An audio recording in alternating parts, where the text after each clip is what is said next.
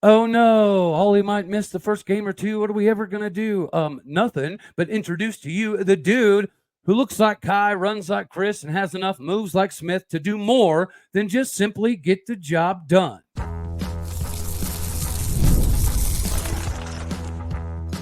You are Locked On Oklahoma State, your daily podcast on the Oklahoma State Cowboys, part of the Locked On Podcast Network, your team every day.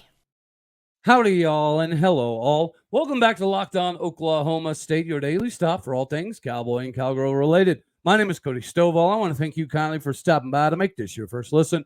We're available on all of your podcasting platforms, visually as well on YouTube. Find me personally on X at AllDayOState. Today, we're partially brought to you by Gametime. Do not miss your opportunity to download the Gametime app, create an account, and use the code LOCKEDONCollege for $20 off your first purchase. Terms apply. Get that rocking and rolling today. Everybody wondered what terms were applicable for Trent Howland when he entered the transfer portal. The dude does have over 380 yards rushing, over 75 carries, and did average over 4.7 yards per carry last season in Indiana to lead the Hoosiers before making this move. And yes, this is the same dude that has offers from Purdue and Nebraska. Minnesota's where he was going to go, but this is even after having offers from Ole Miss and Duke and UCF, Oklahoma State. He ends up a Cowboy, but the prevailing question was, why, dude? Why would you want to go to Oklahoma State and be the backup to the best running back in the country when you can go to several of these other places and not only start, but you could also convert to a linebacker? That was a conversation piece for him even coming out of high school because, again, 6'3", 240 pounds, running 4.6 40. He is the ideal fit size-wise for what you're looking at the linebacker position. But he stuck to his guns. He's a running back, wants to be a running back, and guess what? The dude looks like Kai Staley. He runs like Chris Carson and has just enough moves like Jeremy Smith to do the daggone thing in the open field. He's got a spin move to boot, and he knows how to use it. This is a perfect example of why you do something that you think is most beneficial for yourself and you block out the outside noise. Trent Howland did have several opportunities to go elsewhere, and some of these places he would have been certified bona fide running back one, day one. That wasn't going to be the case at Oklahoma State unless something crazy were to happen. Well, guess what? That craziness did in fact happen.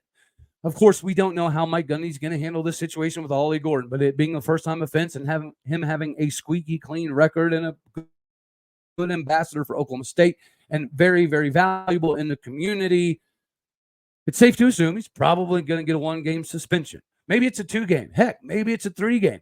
In that scenario, should we be concerned? My answer to you is absolutely not. If you look at the film that Trent Howland had in high school and the film that he had at Indiana, it speaks volumes. We knew we were going to be able to utilize him this season. That was part of getting him to Oklahoma State. Of course, you're going to be behind the main man and Ollie Gordon.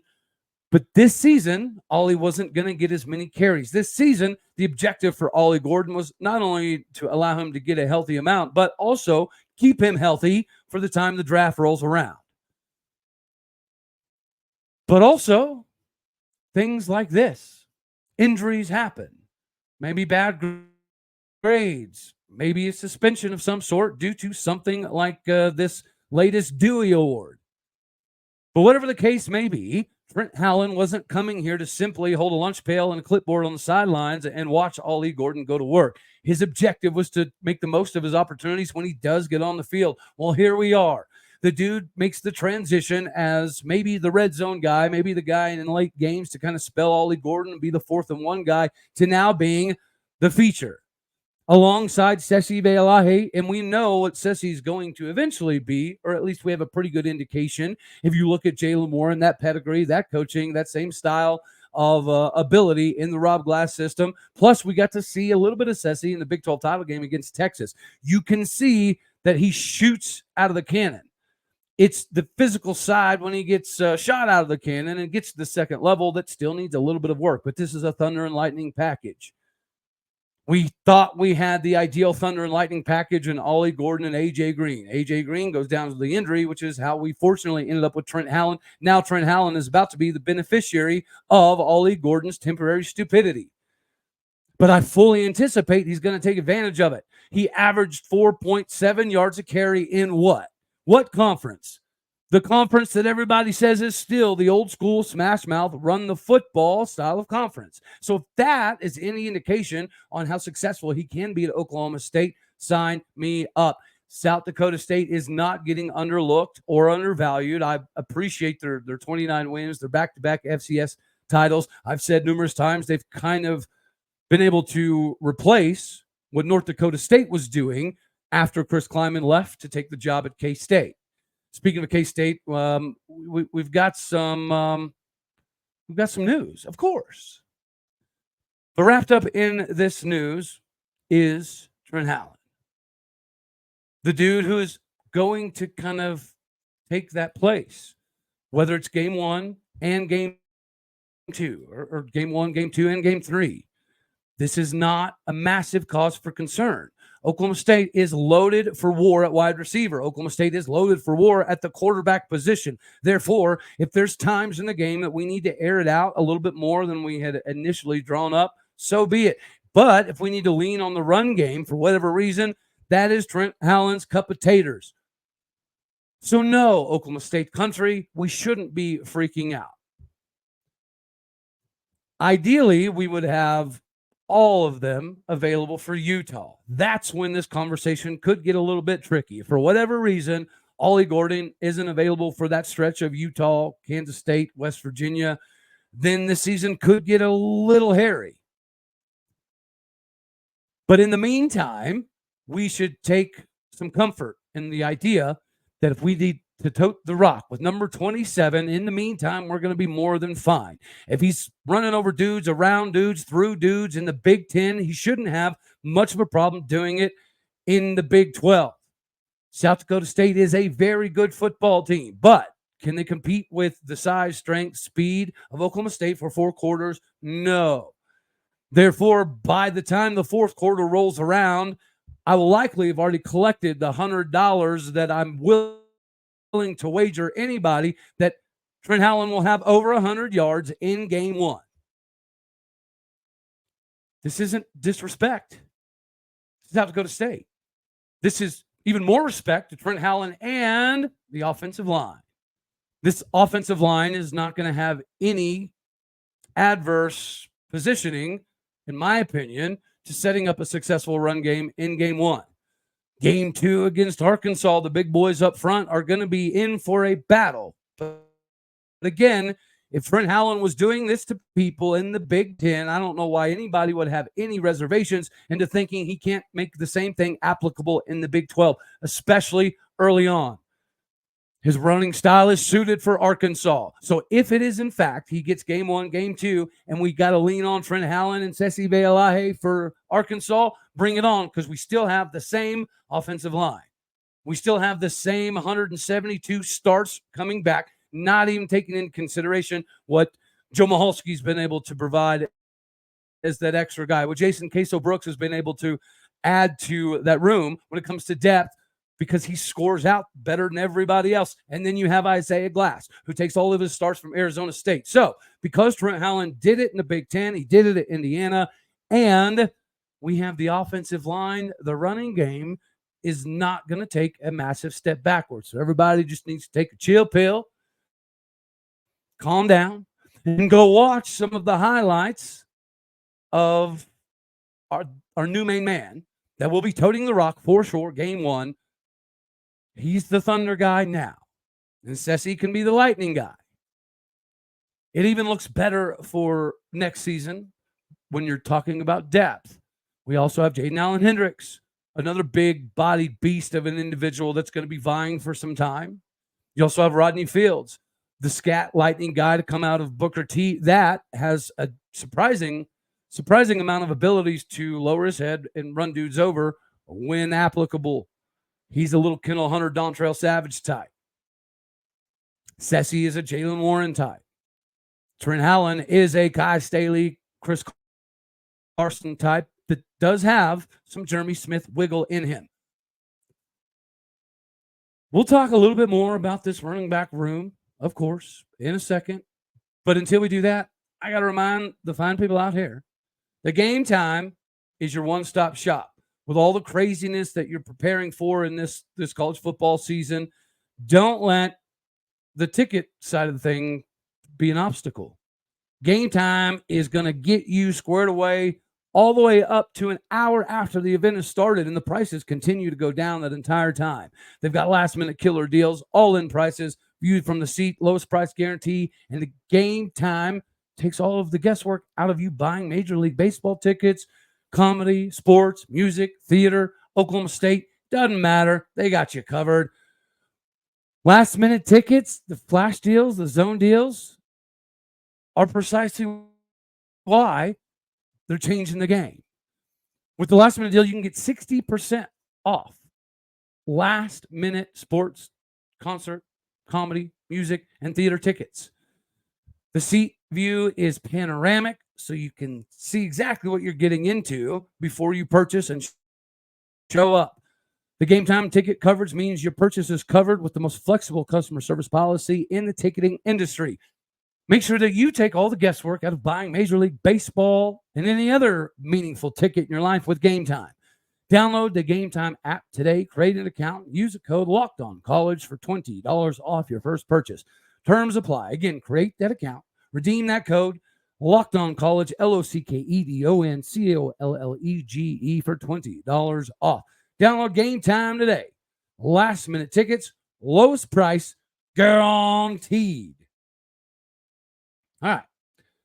So we did just kind of mention that Sesi is the Jaylen Warren style of guy. Rodney Fields is the scat back style of guy that we're able to haul in from Booker T. Washington. And then you've got Jaden Allen-Hendrix. We're able to steal him from right underneath Clemson's noses in the same territory. So you've got the big guy in Ollie. You've got the big guy in Trent Howland. You've got the big guy in Jaden Allen-Hendrix. You've got the lightning packages of Sesi Vailahi. You've got the lightning package that does have some of the I'm going to lower my shoulder and get into you capabilities as well in Rodney Fields. The future of Oklahoma State just got another added benefit in DJ Duggar. And when we had Brian Smith on, the national recruiting expert, to talk a little bit about DJ, he did mention how there's a lot of similarities to Ollie Gordon. Is he as fast as Ollie? No, but the seemingly easy aptitude he has to squeeze in and out of holes and just dip his shoulder to make very, very simplistic moves. He doesn't waste any motion whenever he's making his reads, which is pretty reminiscent of Ollie Gordon. Now, Trent Howland, like I said, he's got the size of Kai, runs like Chris, but he has just enough wiggle like Jeremy Smith to make you miss and to give himself more opportunities. Yak is the name of the game. Yards after contact is going to be a breath of fresh air for everybody. Again, this misconception that Oklahoma State is going to go completely backwards without Ollie Gordon just doesn't make a whole lot of sense. You've got the recruiting acumen, of course, but we've got John Wozniak. So if you want to go back and you want to have conversations about the Chris Carson style of guys, or if you want to fast forward to the Jaylen Warrens of now, the Justice Hills of now, the Chuba Hubbards of now, then you get a very clear picture on what success level Oklahoma State running back room should have. But guys, let's face it. With John Wozniak, we should be successful if for whatever reason Ollie was unavailable for the entirety of the season. This is a position group that, yes, we're young. And the loss of A.J. Green definitely is going to hurt quite a bit, because if you saw A.J. in the springtime, he did look like he was taking his game to another level. He was able to rush for 953 yards at Arkansas. He was able to participate in the return game, both punt and kickoff. That versatility and speed that he was going to be able to bring to Oklahoma State this year was going to do a lot. But then we haven't even talked about Kyler Pearson.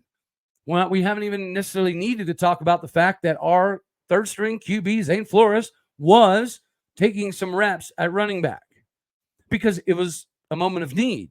But athletically, we saw some things in those packages that made more sense. if it's Kyler Pearson, if it's Zane Flores, if you got multiple QBs in the backfield.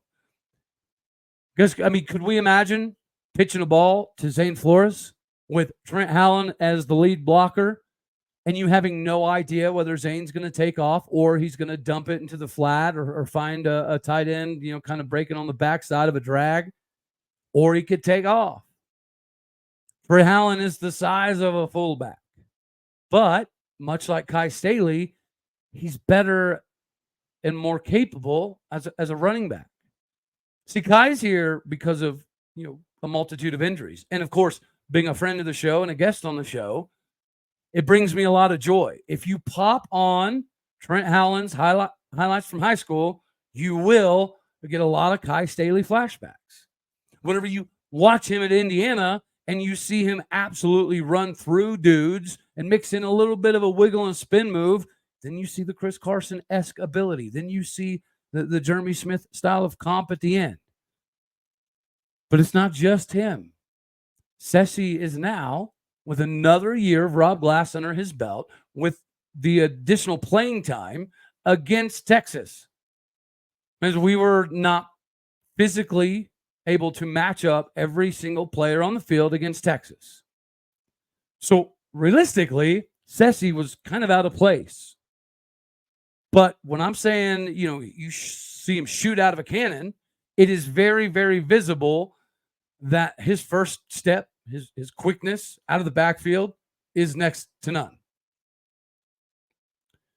And if we want to look into the future, AJ Green should be back. Sesi is going to have ample amount of opportunities this season. Rodney Fields may as well take full advantage. He's going to get likely, some of the 4-game style of carries, as is Allen-Hendrix. So even though everybody is naturally concerned, and rightfully so, about the news of Ollie Gordon and where that has Oklahoma State hitting, we're fine with Trent Howland. I'm trying, to get us all to understand we're fine even past that. This is still John Wozniak and Rob Glass creating these individuals. These are the same dudes that helped mold Ollie Gordon into a viable option as a true freshman. Ollie Gordon was the best back we had as a true freshman. It took the coaches a little while to see that. Well, we don't have to push any freshmen into the lineup right away, because we have other options at the running back spot. We've had several guys that have had the ability to fill in and not just hold a body, right, keep a spot warm, but Kyler Pearson gave us some legitimate capabilities out of the backfield that can also line up as a slot guy too. Zane Flores clearly gave us an extra layer of packaging that we didn't have previous to that. Of course, we knew that Zane was doing the daggone thing in the weight room. We knew that he was getting faster. We knew that his understanding of what the reads and progressions needed to be was getting significantly better. We know that he spent a decent portion of the offseason working on the timing and the understanding of where the linebackers and everybody are going to break for the option route concepts. But seeing him physically actually at running back with a fullback in front of him behind Alan Bowman or Garrett Rangel, that was a sight to behold. So we need to stress less about this news and this position in particular. People are worried because it's, the unknowns.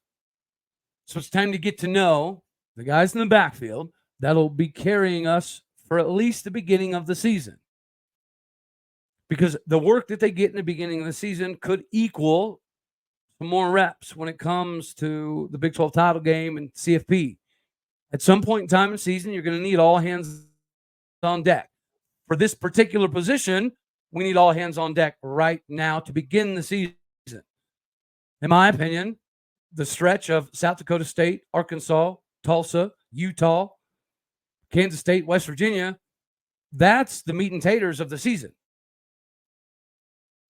I don't think I'm being disrespectful to the back half of the Big 12, but there's no opportunities for reprieve in that schedule. And now you got to factor in this news. But everybody needs to just chill out a little bit. We're in good hands with Trent and Sesi and John Wozniak and this offensive line. And whatever quarterback is back there with them, this senior leadership is going to prop up this position group just fine. And we're not worried about development by any stretch of the imagination. So don't be as worried. Let's spread the word and get pumped up. Let's be less concerned. Let's find a way to maximize and hammering the over as we should, just like Cowboy Wrestling is trying to continue to maximize. And it appears as though we're doing that because over the weekend, we snagged ourselves another steal in two-time California state champion Rodney Ramirez, who just won another state title as a 120-pounder, which means at Oklahoma State, there's a good likelihood he'll bump up to like 125, 133-ish. He's ranked as the 27th best wrestler in America, and he joins others on the big board, like number 3 in America, LaDarian Lockett, number 17 in America, Cody Rutledge. Of course, Lockett, Stillwater High guy. And he was coming to Oklahoma State, wanted to be a part of Oklahoma State before the David Taylor hire even happened. And then we were able to steal Rutledge recently from Nebraska. Now you add another get in here from the state of California that wants to be a Cowboy. Rodney Ramirez fits that bill. What we're building in wrestling is allowing us to be much more competitive very, very quickly, not even to mention the fact that the top 10 class was able to add a late addition. Speaking of late additions, of course, you know we got Chris Robinson late. He'll be joining the program tomorrow, so make sure you tune in as we talk about his ascension from high school, why he had to go the JUCO route, what he was able to kind of accomplish at Kilgore to get him to this Oklahoma State squad. But late entries, David Taylor snagged another one, and Colin Young. Months before John Smith retired, we were in on guys like this. But you don't know exactly if you're going to land them, especially if you're in the Iowa area. There's some heavy hitters there. Iowa State is always a contender. If you're one of the top guys in the country, then naturally Iowa makes sense. Iowa State makes sense. But even just being in the Big Ten makes a lot of sense too. When you have guys already coming in like Cody Merrill and JJ McComas, Rin Sakamoto from Tokyo, plus the transfers, All-American Wyatt Hendrickson, Dean Hamidi, and then you have Cam Amin. Anybody thinking that Oklahoma State wrestling and David Taylor needed a little bit of, I don't know, get their feet wet time? I don't think that's the objective in Stillwater. Would competing year one right away for a national title be out of the realm of possibilities? Likely, yes. But when you look at this roster and you see some of the clips from the summer stuff, maybe not. Maybe David Taylor is trying to make a statement year one. And wouldn't that be the statement of all time? Because Penn State is returning most of the highest scoring point totaling team in the history of the sport of wrestling. So unless something magical happens and we find a way to start scoring more points than the most point producing team in the history of wrestling, next year's probably everybody competing for second. But second is better than fifth, better than seventh, better than eighth.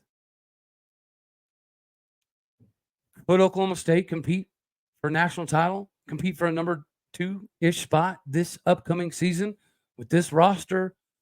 Yeah, I'd say so. Hardy, y'all. So we're going to have for this one. I know the Monday show got pushed back. And then tomorrow we got new commit Chris Robinson on the show. So we'll do the Monday show, I guess, Friday. We'll just keep on pushing because the news, although it hurts a little bit, we also need to find the positives. And there are some positives here. This is a positive for Trent Howland. Now he gets to show the world, this is why I came to Oklahoma State. This is why I came to quote-unquote back up Ollie, because Ollie was going to need some times where he needed some extra rest and I needed some carries. There's potential for injury every single time you step out on the field. And there's potential for this kind of stuff to happen. That's why Trent Howland is here. He is about to make his introduction to everybody. I can't wait for it. Oof, football season can't come fast enough, but that's all we're going to have for this one. As always, you know I love you. God bless. Go Pokes. Thank you for tuning in to make this your first listen here on Locked On Oklahoma State. Do me a favor. Don't cost you nothing. Hit the daggone like button. Share, comment, and subscribe. My podcast and people out there, you know what to do. Hit the stars. Leave a review. All right, y'all. Later, my taters. It's been a fun ride. Trent Howland's about to make it even more fun. All right. It's baseball time. Love you lots. Later, taters. Goodbye.